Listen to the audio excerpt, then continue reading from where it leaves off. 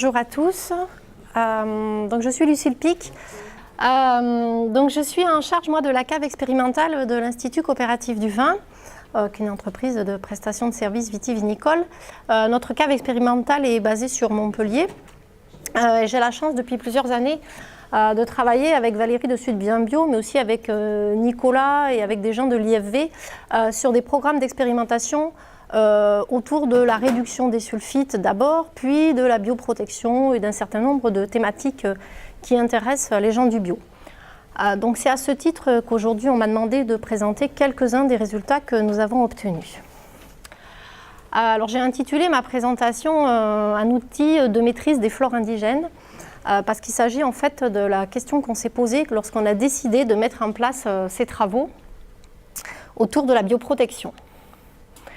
Avant de rentrer dans le vif du sujet, un petit rappel sur ce que l'on peut trouver sur les baies de raisin. Donc ça, c'est des travaux qui avaient été faits à l'université de Dijon par l'équipe d'Hervé Alexandre et qui montraient sur ce graphique-là la diversité des micro-organismes qu'on pouvait trouver sur des baies de raisin. La première chose à retenir, c'est que les Saccharomyces cerevisiae sont présentés ici en violet et que, comme vous pouvez le voir, elles sont quand même très rares et très exceptionnelles sur la pellicule des raisins. Il faut bien avoir à l'esprit que si vos raisins et vos baies de raisin sont riches en micro-organismes, Saccharomyces est, elle, exceptionnelle. Les baies de raisin sont riches en un tas de micro-organismes qui sont des non-Saccharomyces. On trouve par contre une multitude de micro-organismes que vous voyez ici. Alors certains noms ne vont absolument pas vous parler, hein. Par exemple, j'ose même pas les prononcer, Botrytinia, voilà. D'autres vous parleront un petit peu plus, comme Menchnikovia ou Torulaspora ou encore Enseignospora, qui sont un peu plus connus. Ces non-Saccharomyces-là, ce qu'il faut bien avoir à l'esprit, c'est qu'elles ont des caractéristiques assez variées. Entre les différentes espèces, déjà, on a des résistances à l'éthanol qui sont très différentes. En fait, Saccharomyces cerevisiae, c'est quasiment la plus robuste face à l'éthanol. L'éthanol est grosso modo toxique pour les micro-organismes. Saccharomyces est celle qui résiste le mieux. Les autres non-Saccharomyces, enfin toutes les non-Saccharomyces ont une sensibilité plus ou moins importante.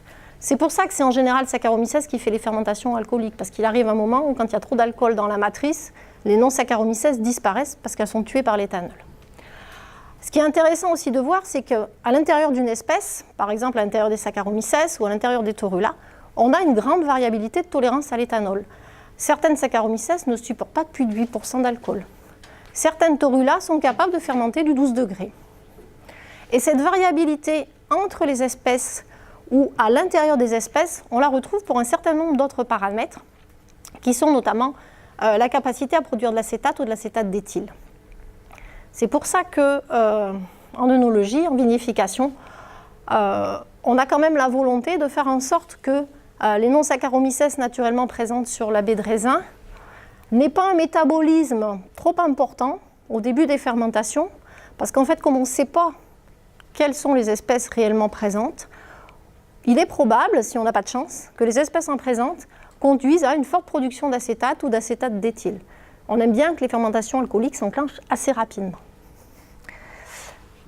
La notion de bioprotection, c'est de se dire, je vais introduire des micro-organismes que je connais, que je maîtrise, pour éviter que finalement, ce soit cette flore indigène que je ne connais pas et que je ne maîtrise pas, qui se développe et ait une activité métabolique dans ma baie de raisin. Alors ça a été réfléchi, c'est apparu cette notion de bioprotection quand on a cherché à réduire l'utilisation des sulfites. Vous avez vu tout à l'heure qu'il y avait un certain nombre d'espèces qui avaient une plus ou moins grande sensibilité au SO2. C'est pour ça qu'historiquement, le SO2 était utilisé dans les opérations préfermentaires, l'idée étant justement d'éliminer un petit peu cette flore indigène et ces micro-organismes susceptibles d'altérer précocement vos jus. Si on décide de se passer du SO2 pendant ces opérations préfermentaires, donc le SO2 il a deux rôles majoritaires, un rôle antioxydant, antioxydasique et un rôle antiseptique. Donc si on décide de dire je ne mets pas de SO2 en opération préfermentaire, on n'a plus ce rôle antiseptique. Et donc l'idée c'était bien de dire je vais apporter une levure que je maîtrise, que je connais, que j'ai choisie, parce que je sais qu'elle ne fera pas de défaut, qu'elle n'a pas de capacité à altérer ma matrice. Et je vais l'apporter de telle façon qu'elle va prendre le dessus et elle va empêcher la flore indigène de se multiplier, d'être active dans notre jus. Donc c'était un petit peu la raison qui a amené à promouvoir un certain nombre de micro-organismes en bioprotection. Quand c'est apparu, cette notion-là, ce concept-là, il y a de ça 6 ou 7 ans maintenant, il n'y avait pas de référence. Il n'y avait aucun résultat microbiologique sur qu'est-ce qui se passe vraiment dans les cuves quand on apporte précocement des micro-organismes à la parcelle ou à l'encuvage ou à réception. Donc c'est pour ça qu'on a mis en place ce plan d'expérience avec les gens de Sud 20 Bio et nos partenaires pour essayer de voir si j'apporte des micro-organismes précocement, qu'est-ce qui se passe vraiment dans nos cuves. Alors quand on a décidé de mettre en place ces travaux, on s'est aussi donné quelques garde-fous parce qu'en fait une multitude d'options sont possibles dans ce type d'approche. On a choisi d'abord de regarder non seulement ce que ça faisait au niveau de la flore indigène sur les étapes préfermentaires, mais aussi de regarder ce qui se passait éventuellement sur les micro-organismes, enfin d'essayer d'évaluer en tout cas ce qui se passait sur les micro-organismes d'altération que l'on peut voir apparaître post-fermentaires tels que les Brettanomyces par exemple. Et enfin, ce que l'on voulait, c'est vérifier la régularité des fermentations alcooliques qui allaient aussi avoir lieu dans la suite. On s'est fixé quelques contraintes, à savoir de travailler sur des modes opératoires, des protocoles qui soient assez faciles à mettre en œuvre. Vous verrez tout à l'heure pourquoi je vous parle de ça. D'essayer d'intégrer aussi l'aspect économique dans les différentes options qu'on pouvait avoir. Et c'est pour ça en fait que parmi nos options, on a retenu quelque chose qui peut être un peu surprenant, qui était de saupoudrer des levures non réhydratées à la récolte. Pourquoi? Parce que réhydrater des levures et les apporter sous forme réhydratée à la parcelle, on trouvait ça un peu contraignant et un peu aléatoire en termes de qualité des levures qu'on allait apporter ensuite. Et donc finalement, le saupoudrage pouvait être une solution pratique à mettre en œuvre. On a aussi choisi de travailler avec des espèces qui soient pures.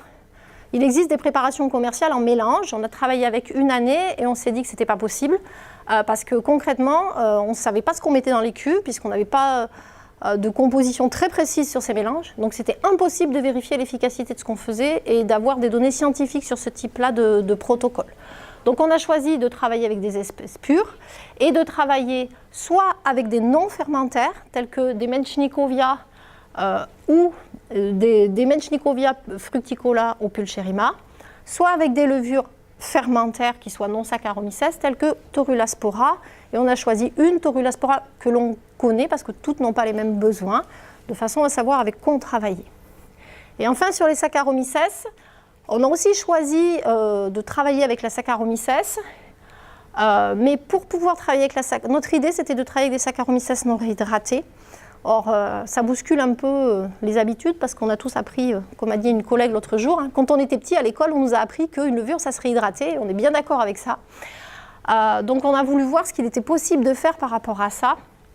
Et en fait, on s'est aperçu, nous, on a travaillé avec une gamme de levures que l'on connaît.